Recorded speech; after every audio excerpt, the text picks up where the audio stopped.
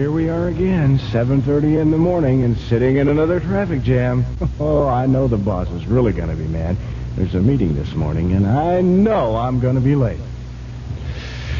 Well, finally, we're moving. Oh, no, not a yellow light just ahead. Well, maybe I can make it across. Whew. Well, I made it. That was pretty close. Oh, here we go again, sitting in more traffic. Hey, great.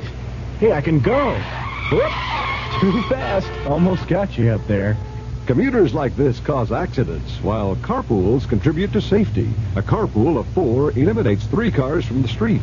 And if we were all to carpool, traffic congestion would be eliminated. Best of all, think of the fuel and money you'd save. For carpool information, call KRLD or Carpool, 741-1354. The CBS Radio Mystery Theater presents...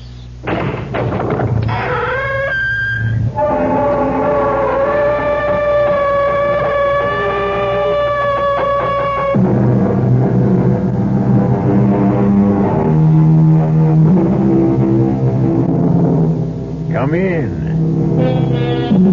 Welcome. I'm E.G. Marshall. An ancient Chinese anecdote tells of a poor man who meets a philosopher. The poor man begs for charity. The philosopher says, "Look at that pebble." He points to a tiny stone. The stone turns to gold. The poor man says, "May I have something bigger?" The philosopher points to a rock, and it too turns to gold. The poor man again asks for something bigger. The philosopher points to a mountain. The entire mountain turns to gold. The poor man is still unhappy. Finally, the philosopher asks, "What do you want?"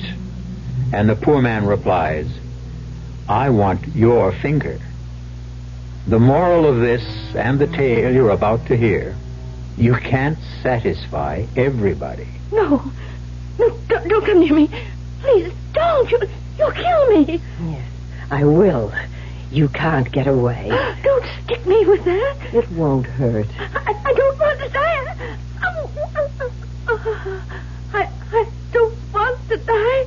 You should have thought of that before. You, of all people, you know, there's no such thing as the perfect crime. Oh, that's nonsense, my dear. There are hundreds, thousands, for all we know, millions of perfect crimes. Why, every unsolved murder is a perfect crime. And yours wasn't even a murder. It will look like a perfect accident.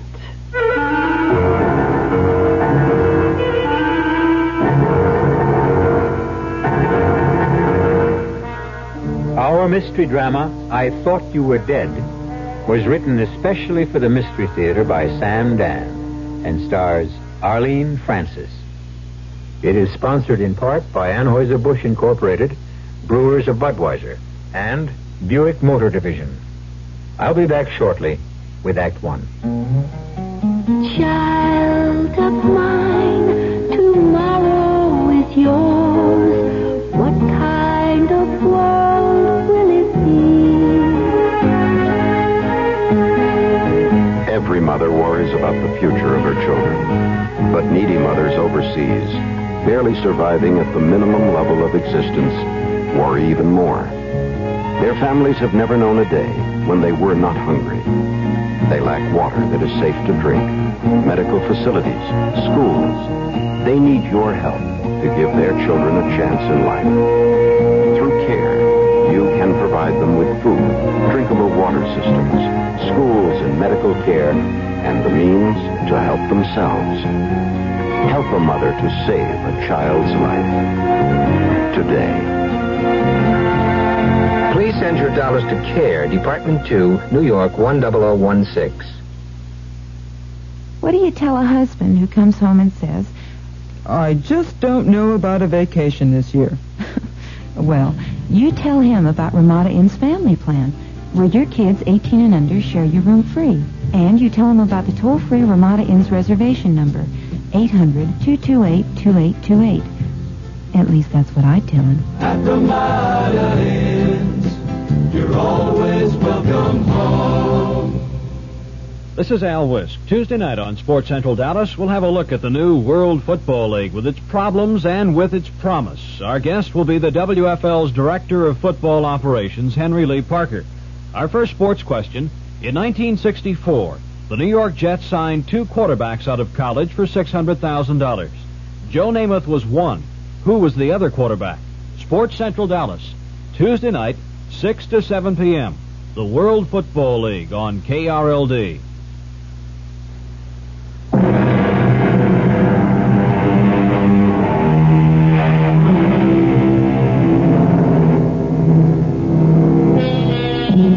A statement, a slogan, should never be accepted merely because it is widely held and seldom challenged. For instance, they say, dead men tell no tales.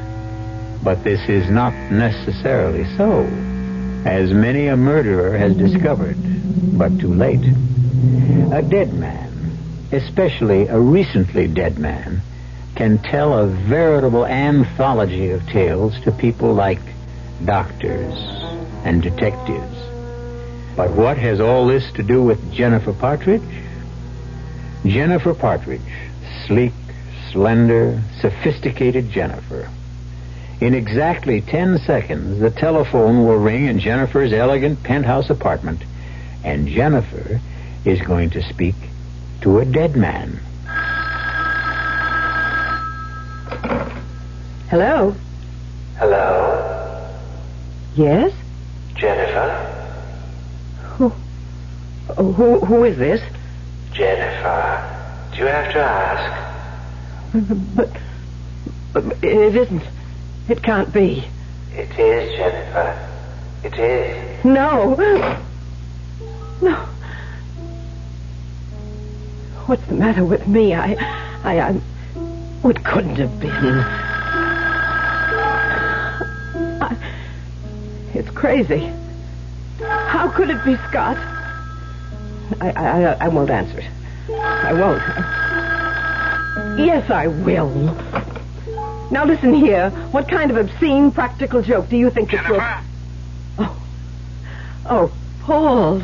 No, what was that all about? Oh, some idiot. Look, is everything all right? Everything's fine. You sure? Yes, I'm positive. I called because I find I have to cancel your appointment for tomorrow afternoon. I'll have to leave town for a few days. When can we schedule another appointment for you? When? Well, I know how busy you are. How about tonight? Tonight? Right now. Let me see. Well, perhaps Please, I can... Paul. Suppose I come to your place. Yes, Paul. I'll see you soon. Goodbye. Thank you, Paul. Oh.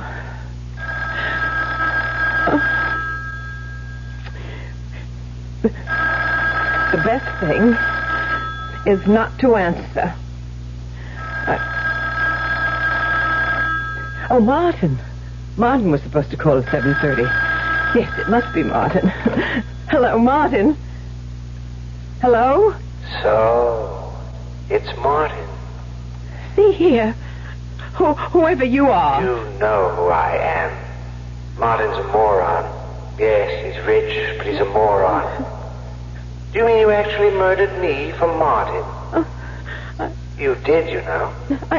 I didn't murder you. Oh, that voice. The tremor in that golden voice. I can almost see the teardrops beginning to well in the corners. Who are you? What do you want? I'm Scott. I'm your husband. And your place is with me. But you're dead. Exactly. Exactly.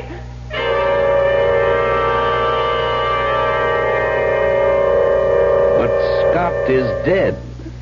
I spoke with him. Twice. It isn't possible. Paul, I know Scott's voice. A practical joker. Someone could imitate Scott's voice, perhaps, but... But what? But not the way Scott talks.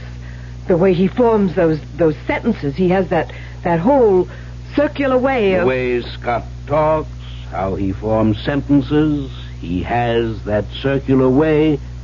You realize you're using the present tense. Because I just heard his voice. Well, I'm sure you did. Well, finally. In your mind. Oh, I see. I imagined it. That's what you're implying. Well, there are all kinds of technical terms we might use to describe this phenomenon, but imagination is as good a word as any, and it really tells the story.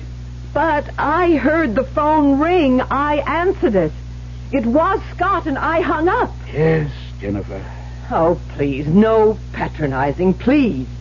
You and Scott, the love match of the century. Of course, you miss him, and so... And so? What? And so you actually did hear the phone ring. You actually did hear Scott's. And what did Scott say? He accused me of murdering him. Well, did you? Did I what? Do you think you murdered Scott? You were there when Scott was killed. You know how Scott was killed. How can you ask if I killed him? I didn't ask you if you killed him. I asked you if you think you killed him. It was an accident. I wasn't even there. That's not the issue. Perhaps you're thinking if you had been more diligent, more devoted, Scott might not have been there either. I am trying to tell you, Paul. Did the better one die? Now, in the year that Scott's been dead, how many stories have you sold? Well, I haven't really been trying to... Before you married Scott and began the famous Scott and Jennifer Partridge collaboration, how many stories had you ever sold on your own? Well, I'm having it's a case of block. Writer's block. It happens now and then. But you are writing. And Martin tells me he's having trouble. Editors complain something seems to be missing. People are starting to talk. Was Scott the real creative talent of the team? It's a lie. Now, you may be one of America's top psychiatrists, but you are still a male chauvinist. You consider the fact of a man and woman writing team, and what is your automatic reaction? The man is the one who is the true talent. I'm only trying to tell you... Never mind that just now. Let's consider what I'm trying to tell you. Yes? I'm trying to tell you I heard Scott's voice on the telephone. Scott called me on the telephone. And I'm trying to tell you why you think... Well, who could that be? Now, go ahead, answer it. Hello? Hello. Doing anything, Jennifer? I thought we'd chat. Just a minute. Paul, it's Scott. Pick up the extension. You'll see it's Scott.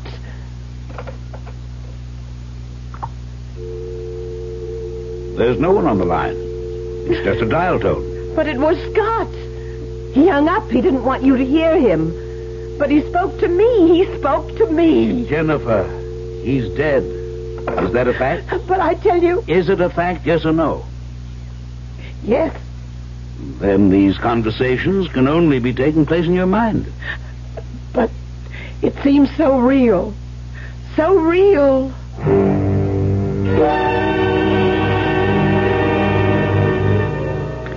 He looked deep into her eyes, into those smoldering, passionate eyes, and he knew. Now he knew. He knew how it could be possible for a man to sacrifice his honor, his career, his country. You have that, Miss Hewlett? Yes, Mrs. Partridge. To please read it back. He looked deep into her eyes, into those smoldering, passionate... Wait. The whole passage, it sounds familiar. It sounds as if... Yes, Mrs. Partridge, now that you mention it... Why should it sound familiar? You and Mr. Partridge had written that same paragraph 5 years ago in Dead Man's Marriage. Oh, yes. Yes, that's right. I simply have to get away from eyes. That was Scott's trick. May I come in? Absolutely not. I'm working. How's it coming? Splendidly. Level with me? Atrociously. I think you're trying too hard. What does that mean? Just relax. What did St. Clair think of the Merry Christmas caper? He thinks you're trying too hard. But I simply must... You simply must what? Get something published this year. Why? Isn't it obvious? People will say that Scott was the writer. I don't know of anyone who's saying that. But it's true. Now, look, Jennifer, honey, just relax. You're nervous, high-strung. Just like a thoroughbred. No, thank you. It's flattering to be compared with a horse. Well, baby, you can compare an agent with a trainer. They both have to nurse some very temperamental stock. Tell you what we should do. Take 3 months off, get married, go on a cruise. Martin, darling, we can't get married until I get something of my own published. Okay. I know you understand, darling. I understand. I'm not going to win arguments with you, so I came with a suggestion. Yes? People who've worked together so closely, so long as you and Scott, become dependent on each other. But I'm trying to prove that Baby, sometimes you just gotta listen. Because Scott died so suddenly, the break was so... Well, it was too abrupt, you know what I mean? You weren't prepared for it. Now, let Scott help you. What? What are you saying? The day Scott died, he told me he had just done a kind of treatment for a book called I Thought You Were Dead. What? You know how he was? He'd fill up a whole yellow pad with the storyline. Well, he said he just did something called I Thought You Were Dead. Why not finish it? I don't know what you're talking about. What? You mean you're not aware of the story? No, Scott never discussed it with me. But he said he had written 11 yellow pages. He had the whole plot. Miss Culet? Yes? Have you seen 11 yellow pages? You know, the kind Mr. Partridge would do by hand? Oh, no, Mrs. Partridge. There. But Scott said he wrote it up. Are you sure you haven't seen it, Miss Culet? No, sir. And I generally know where everything is. Jennifer, you have to write it. But, Martin... Look, this whole thing is psychological. For years, you and Scott worked together. He became a habit with you. Well, not everybody can quit a habit cold turkey, so move away from him gradually. See what I mean? But we don't even know where the outline is. It has to be in the house. We'll turn the place inside out and upside down. We'll find those 11 yellow pages. Now, let's start looking. I can tell you, Martin, no one will ever find them. Because long ago they had been reduced to ashes. No earthly power can ever recreate them into Scott's original yellow pages. I burned them, destroyed them completely. I had to. Because otherwise, people might discover how I murdered Scott.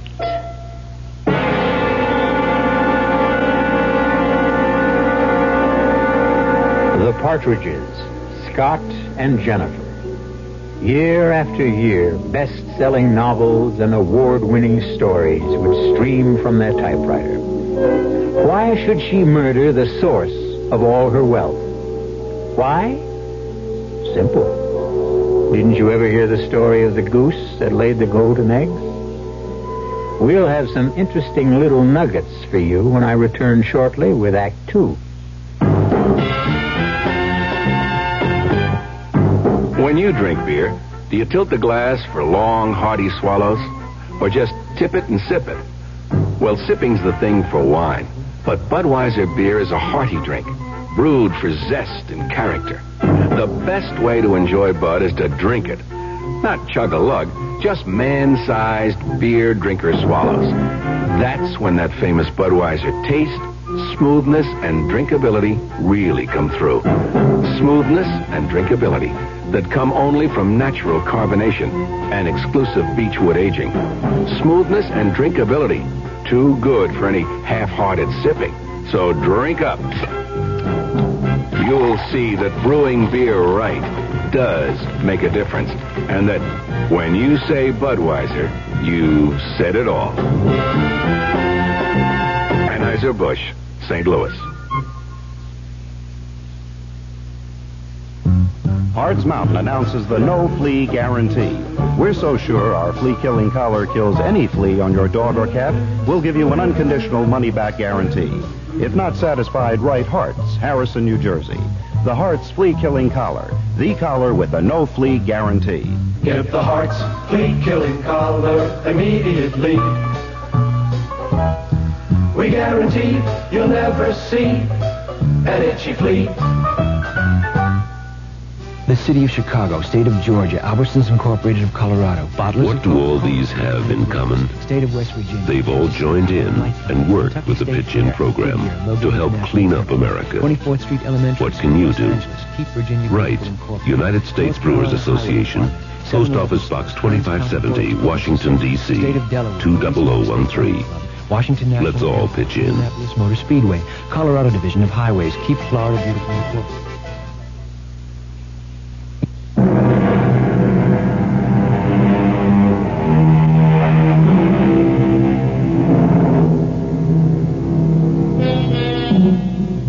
Yesterday, the phone rang, and Jennifer Partridge answered it.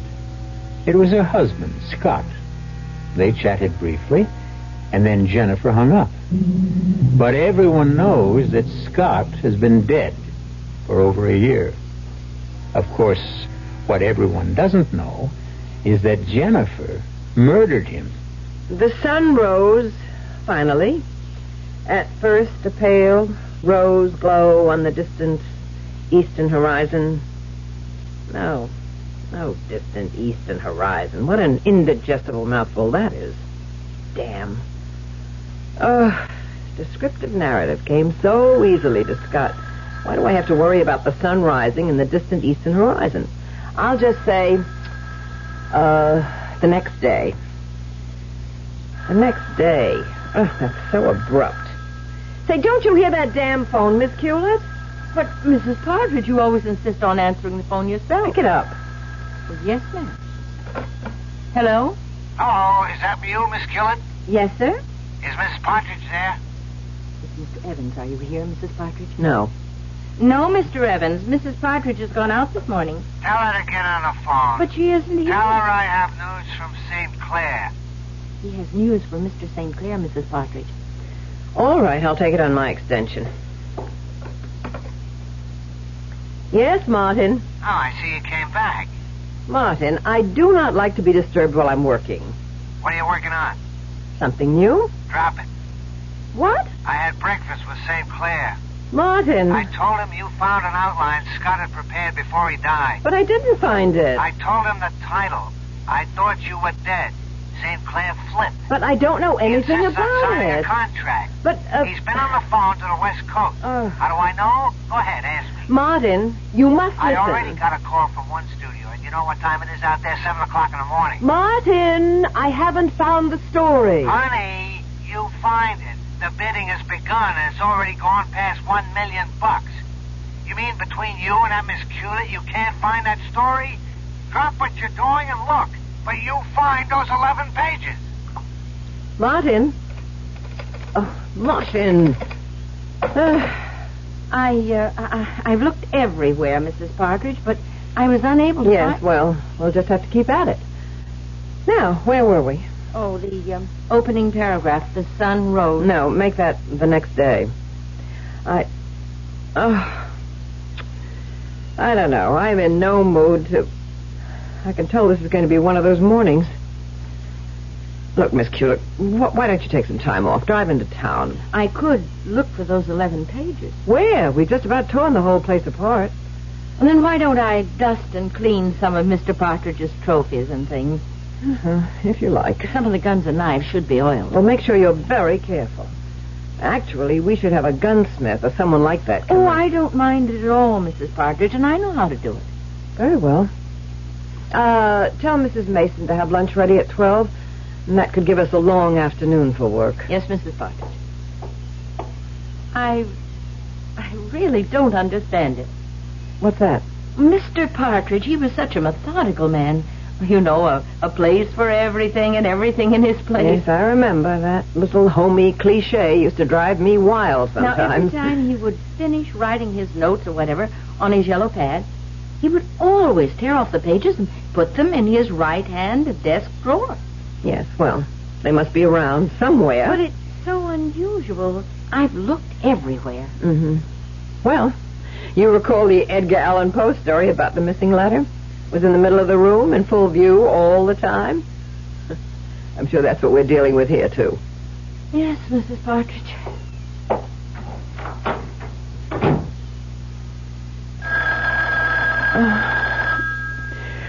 Oh, all right. All right. I'm not afraid. Hello? Hello, darling. Scott? Yes, darling. It's Scott. Who are you? What do you hope to gain by... Dearest, I miss you. What are you after? Have you won the Nobel Prize for Literature yet? Now you're listening. Now you're willing to believe. I am not willing to believe. But Scott would know. I held you back, yes. I kept you from expressing your genius. I restricted you to trivial little detective potboilers. I made you fritter away your talent. Scott! Well, express yourself. Oh, you fool, you adorable fool. Neither of us can make it without the other. All right. Whoever you are, you have a game. You want something. What is it? I want you, Jennifer. I love you. We were so good together in every way. What do you want? You refuse to believe I'm Scott. Look, now, you caught me off guard yesterday, and I was feeling low. But today I can laugh at a practical joke, even if it is in horrible taste. Do you want me to prove I'm Scott?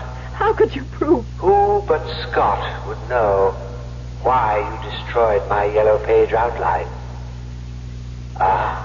You're listening. You're listening now, aren't you? I don't even know. I don't know what outline you're talking about. How she kills her husband. And I left it lying around. I didn't think you'd use it to kill me. I didn't. Well, it doesn't matter now, darling. It doesn't matter. I've already forgiven you. We need each other. We're incomplete apart. I can't come to you. No. Therefore, you must come to me. I didn't kill you. Must I tell you how you killed me? No. Perhaps I'd better. No. You seem to have forgotten. Please. That morning, I had a date to go duck hunting with Paul and Martin. No, don't. And I took the 12 gauge and... No. No.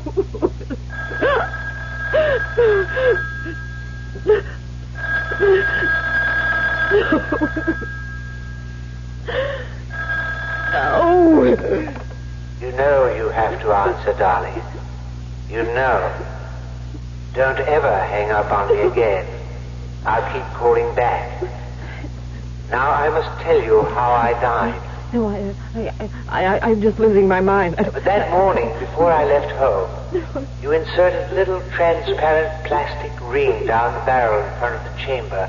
And so when I pulled the trigger, naturally, the gun exploded in my face. No!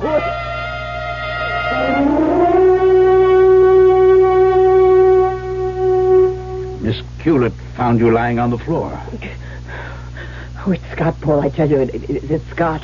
Jennifer, I think you need a rest. Of course I do, but that won't solve the problem. Now, please, stop fighting me. I can't indulge you in this childish fantasy. But then let me tell you why it is Scott. Well, just listen.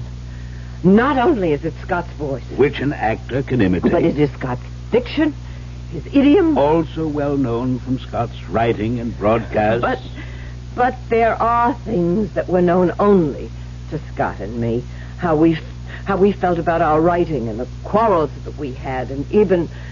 Yes? Even an outline that no one else could know about. Well, I knew about it. Scott mentioned it to me and to Martin that morning. Well, you too. You were the only ones who knew. All right, Jennifer. Let's face it. These conversations, they really are taking place, but in your mind. Paul, you simply have to believe that Scott is on the telephone. Guilt and remorse.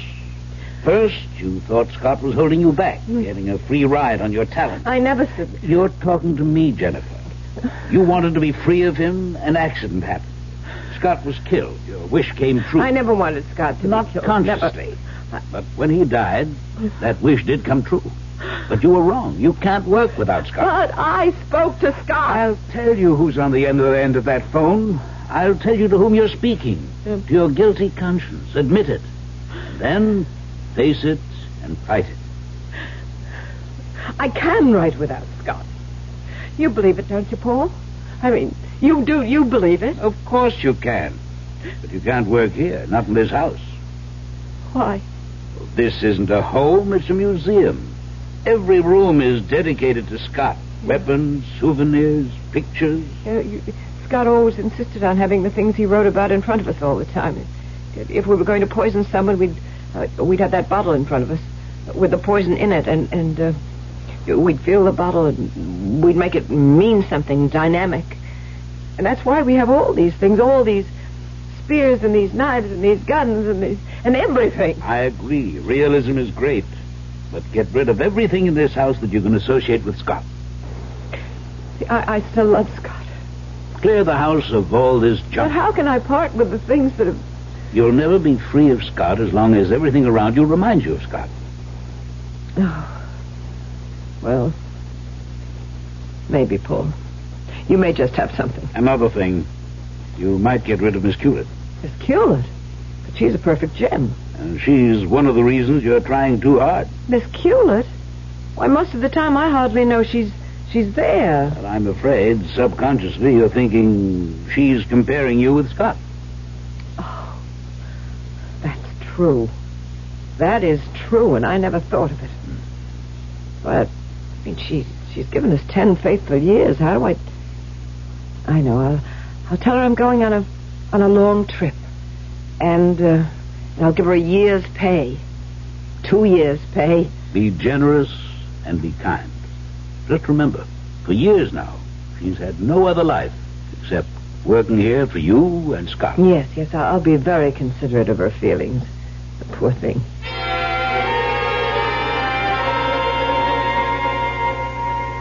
And so it might very well be a year before I come back, Miss Hewlett. I understand, Mrs. Partridge. And if you should like to, go to work again soon, why, Mr. Evans knows of a great many interesting openings. Oh, that would be very kind of him. I'll miss you very much. No, ma'am, you won't miss me too much. I mean that, Miss Hewlett. You won't miss me, because I'm not going anywhere. What did you say? Oh, I believe you heard what I said, Mrs. Partridge. I have no intention of leaving this house.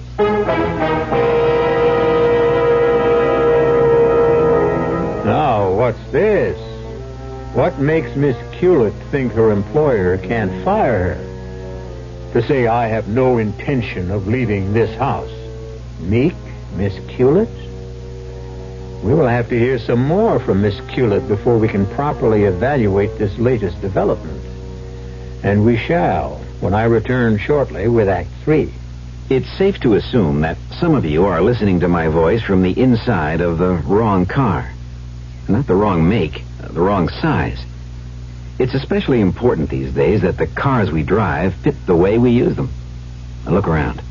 If you've got more room than you've got passengers, maybe a smaller car would be better. If you've got wall-to-wall people, maybe the car is not big enough for the way you use it.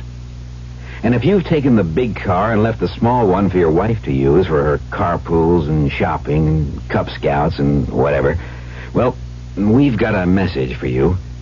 If she hasn't given it to you already, make sure your car fits your lifestyle. Sometimes small is right. Sometimes big is right. Buick makes both right. From Opel to Electra 225, Buick has a car for the way you drive. With a name like Smucker's, it has to be good. Because Smucker's cooks have experience. George Butzer, for instance, been with us 23 years now. George does a little farming over in Marshallville, but his main thing in life is mixing just the right amounts of sugar and real fruit to make Smucker's preserves. No artificial stuff, only natural ingredients in Smucker's. You've got George Butzer's word for it, and he's been with us 23 years. George has a nice up-and-coming young assistant, though. Willard Schoolcraft, been with us since 1957. And who knows, if he keeps up the good work, he may get to be a full-fledged cook someday, too. At Smucker's, we never rush the quality. With a name like Smucker's, You know, it has to be good. It has to be good. Taste an American tradition. Taste the good natural flavor of Smucker's. Preserves, jellies, toppings, and syrups at leading grocery stores.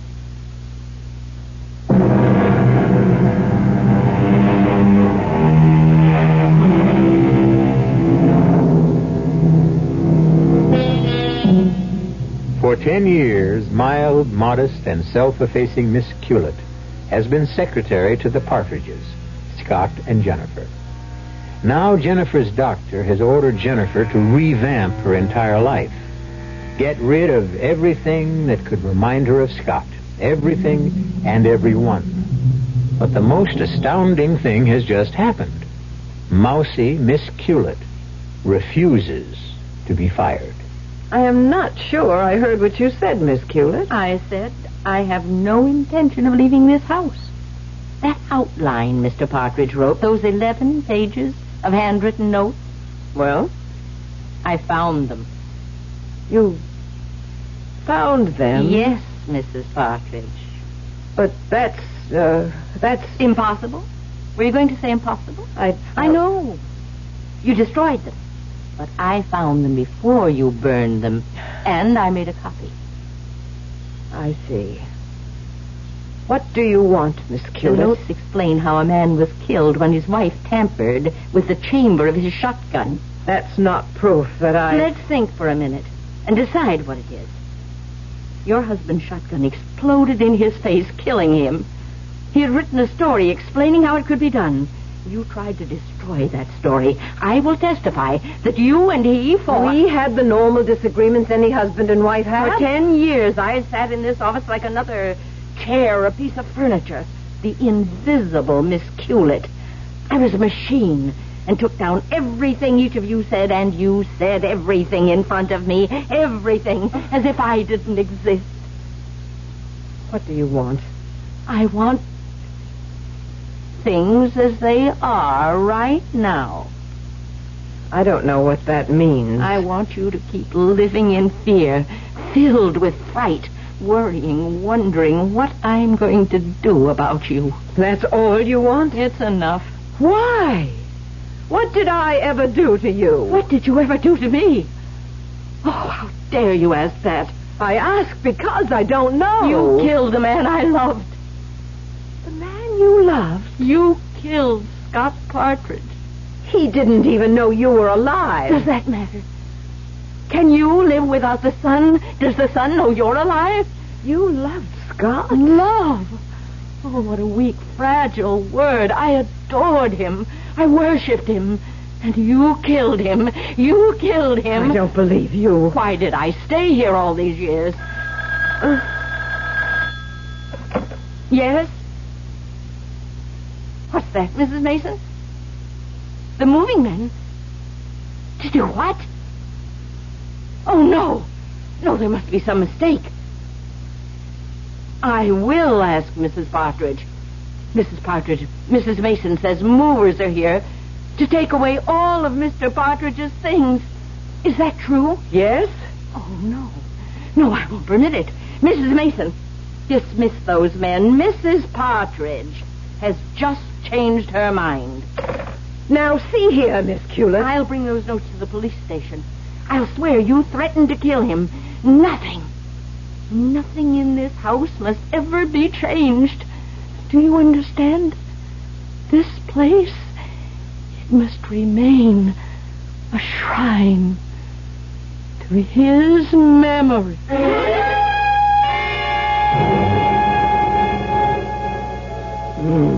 No. No, I don't care. I know I'm better. I was always better. I'll kill her. I'll kill her too. No, don't ring. No, I won't answer. No, I won't. I won't answer. Jennifer. Hello. No, Jennifer. You're not. No, you're not. Jennifer, wake up. You're not. Jennifer, wake up. No. Oh, Paul. You were having a nightmare. No,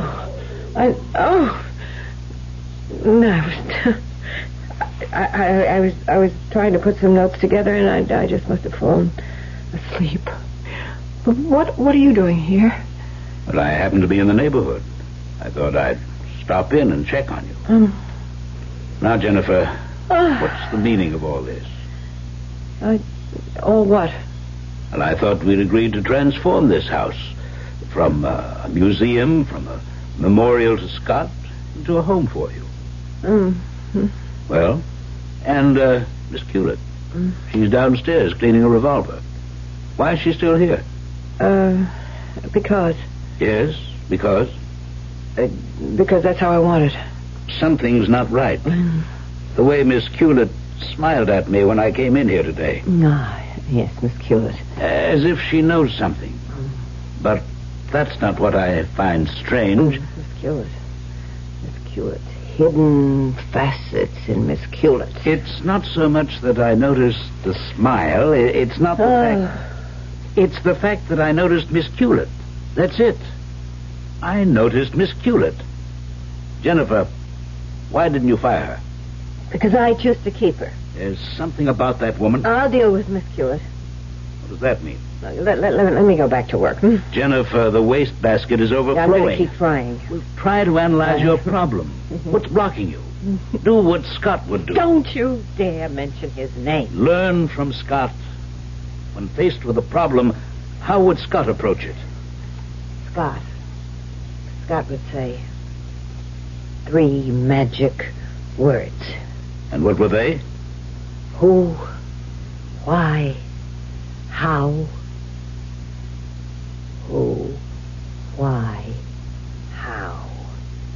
Every good story must have a strong who, a logical why, a believable how. That's the telephone. Shall I answer? No. Because if you answer, there'll be no one on the other end. Let me. Hello? Hello, darling. Scott. Jennifer, it can't be Scott. How is the writing coming, darling? Who, why, how. Jennifer, you know the how. It's Scott's voice on the phone. Now discover the who and the why. The who and the why. What was that, darling? The who and the why. You remember who, why, and how, don't you, Scott? Dearest, I don't remember. Yes. You are a phony. And the little game is over. And it nearly destroyed my mind. But no more.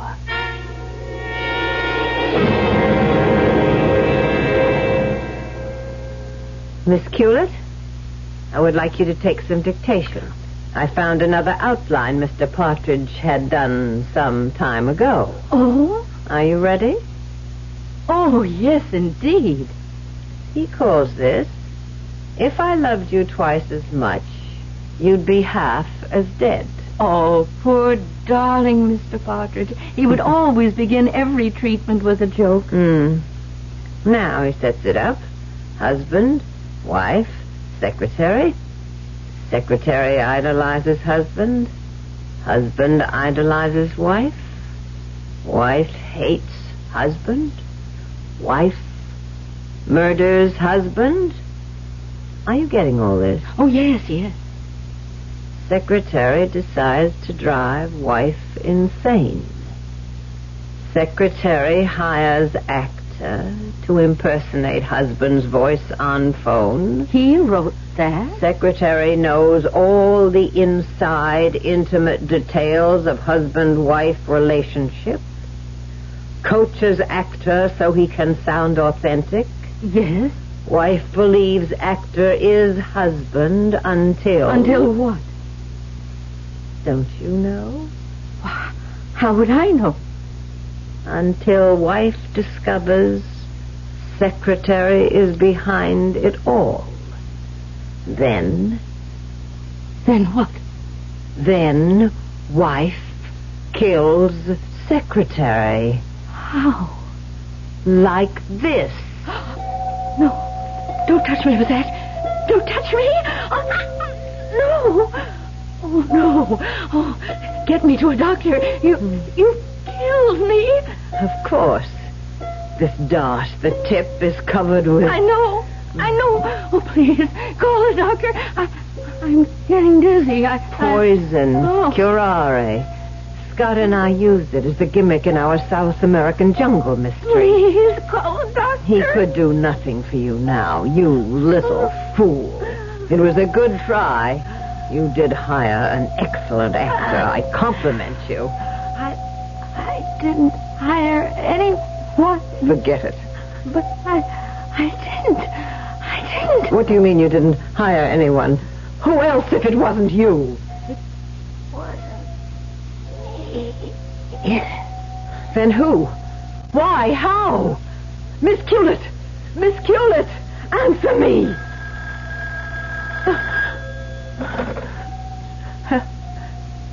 Hello? Darling. No. Why did you kill her? Poor thing. Oh, please. Who are you? Who else could I be? Scott? Scott!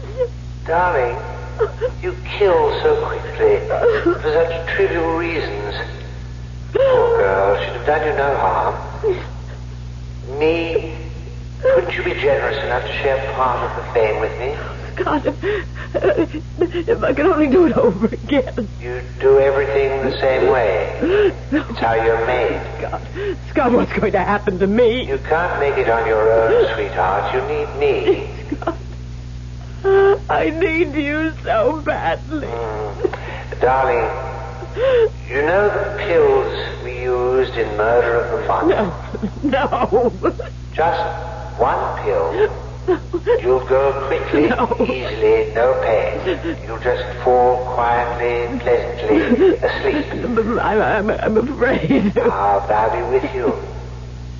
Now put the phone down. You'll still hear my voice. Yes. The bottle is on the shelf. That's right. Open it. Fine. Take one pill, one smooth little red-coated pill. Now place it in your mouth. That's a fine peppermint taste. So refreshing. Now, sit in the easy chair.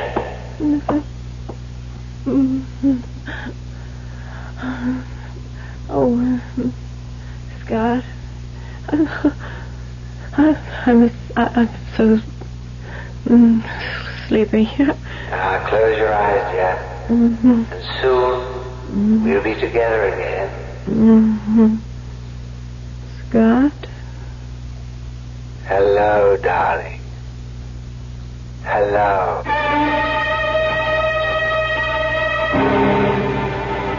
And hopefully they are together again. Not just the two of them, but the three of them. After all, they need Miss Hewlett, too.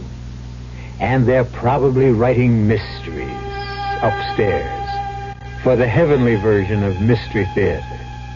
So when you go to your just reward, you won't have to miss your favorite program. Where have all the flowers gone? Long time passing. Where have all the flowers gone? Long time ago. Where have all the flowers gone? Gone to ashes, everyone. When will they ever learn?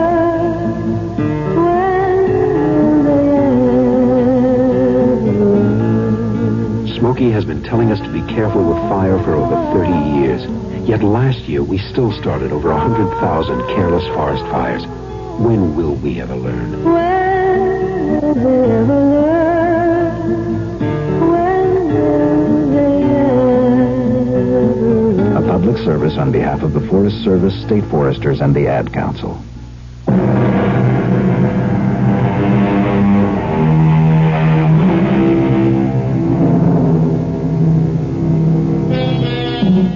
Well, tonight we did more than just entertain you. We also taught you one of the tricks of the trade. Who, why, how. Those are the three magic words. Our cast included Arlene Francis, Mary Jane Higby, Robert Dryden, and Guy Sorrell. The entire production was under the direction of Himan Brown.